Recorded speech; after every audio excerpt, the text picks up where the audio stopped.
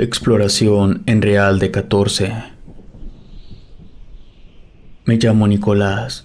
Llevo más de 13 años realizando exploraciones en lugares misteriosos, no necesariamente abandonados, con que sean antiguos, ya son de mi interés. He visitado el Cerro de San Pedro, hospitales abandonados, la Casa de los Lamentos, hasta conozco el mítico Hotel California. Por supuesto que no hago esto solo. Siempre me voy acompañado de uno o dos amigos. Nosotros no ganamos absolutamente nada haciendo esto, pero es que somos adictos a la adrenalina, a esa sensación de peligro inminente que se puede sentir cuando sabes que en cualquier momento algo puede salir de la oscuridad. Tengo un montón de historias para contar, pero me gustaría hablar sobre la primera vez que en una exploración tuvimos un encuentro paranormal. Ocurrió en Real de 14 hace muchos años. Un poco de contexto. Real de 14 es un pueblito de San Luis Potosí. Actualmente parece un pueblo fantasma, pero hace 200 años era un importante pueblo minero. De día, el pueblito es bastante pintoresco. Tiene muchos lugares de interés que pueden llegar a tener cierta relevancia histórica, pero en la noche es un lugar ciertamente tétrico. Es aterrador y pierde toda su magia. Las estructuras parecen siniestras y espeluznantes. Las iglesias, más que lugares sagrados, parecen oscuros recintos donde habitan las más tenebrosas criaturas. Cuando Víctor y yo llegamos al pueblito y comenzamos a preguntar sobre lugares interesantes para recorrer en la noche, la gran mayoría de las personas nos decían que en las minas, pero siempre nos hacían una advertencia. Cuidado con el jergas. Por la tarde fuimos a un lugar para comer algo y aprovechamos para preguntarle a las personas que atendían el local si sabían algo sobre ese tal jergas. Nos contaron que fue un minero que murió hace muchos años mientras trabajaba en la mina, que su muerte había ocurrido en condiciones bastante extrañas y que desde ese entonces el fantasma del jergas se aparece a lo largo de las minas. Para ser sincero, esa leyenda no se me hizo especialmente aterradora. El fantasma de un minero no parecía la gran cosa. Yo me esperaba que dijeran que se trataba de un demonio o de alguien que hizo un pacto con el diablo a cambio de su alma. Le comentamos a esta persona que haríamos una exploración por la noche y que queríamos comprobar la existencia de ese tal jergas. Nos dijo que entonces debíamos salir del pueblo al caer la noche.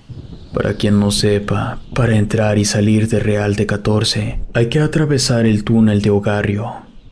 Desconozco si hoy existe otro camino que dé acceso al pueblo, pero en aquel entonces no había, solo era ese túnel. Nosotros calculábamos que nos íbamos a tardar como 1 hora en recorrer todo el túnel, caminando despacio, sin prisas. Así que, tras platicarlo un rato, decidimos que haríamos la exploración a la 1 de la mañana. Llegó la hora. Ya estábamos caminando hacia el túnel cuando comenzó a llover muy fuerte, tanto que tuvimos que correr para no mojarnos. Recuerdo que cuando pusimos un pie dentro del túnel, se escuchó un fuerte trueno. Fue un detalle que le dio un plus a la experiencia. Por dentro, la iluminación era escasa. Sí se podía ver el camino, pero los focos no es que brillaran mucho. Además, no eran normales. La luz que daban era como naranja. A los 15 minutos comenzó a gotear dentro del túnel. Yo supongo que el agua se filtró a través de la roca. Había bastantes goteras. Incluso se formó una pequeña corriente de agua a lo largo del camino.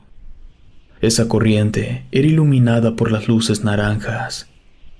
El efecto de la tenue iluminación sobre el suelo mojado le daba un aspecto tétrico al oscuro túnel, sin contar el sonido de las gotas cayendo que resonaban con bastante eco. 5 minutos después de que comenzaran las goteras, pasamos al lado de un camino que, supongo yo, conectaba con una mina. No había ninguna luz por ese camino. Se veía oscuro y profundo. Nos detuvimos pensando en la tonta idea de meternos por ese camino, pero antes de dar un paso al frente, escuchamos que claramente alguien caminaba en lo profundo de ese lugar. Mi amigo y yo volteamos a vernos y mejor seguimos avanzando. Debo admitir que aceleramos un poco el paso. Caminamos como 1 kilómetro cuando escuchamos un sonido metálico. Nos paramos en seco para poner atención y así alcanzar a distinguir de qué se trataba. Eran hebillas, posiblemente de un caballo. Eso nos hizo entrar en alerta por una simple y sencilla razón. ¿Qué se supone que hace un caballo a la 1:26 de la madrugada en medio de un túnel? Pensamos en dar la vuelta, pero daba lo mismo, ya que estábamos prácticamente a medio túnel. Entonces notamos que el caballo se estaba acercando, y al parecer no venía solo. También alcanzamos a escuchar que el caballo estaba arrastrando algo. Le pregunté a mi amigo sobre qué hacer. Me respondió que siguiéramos avanzando y que cuando viéramos al caballo nos detuviéramos en un punto oscuro y nos pegáramos a la pared. Eso me pareció buena idea. Déjenme explicar lo que es un punto oscuro. Dentro del túnel, las luces están muy separadas entre sí. Eso hace que de foco a foco existan unos espacios donde la luz prácticamente no llega. Avanzamos como 400 metros y finalmente pudimos ver al caballo a lo lejos. Sus ojos brillaban bastante. Se veía como un espectro del inframundo. Así que nos pegamos a la orilla en el siguiente punto oscuro. Estuvimos ahí como 5 minutos porque el caballo avanzaba muy despacio. Venía jalando una carreta.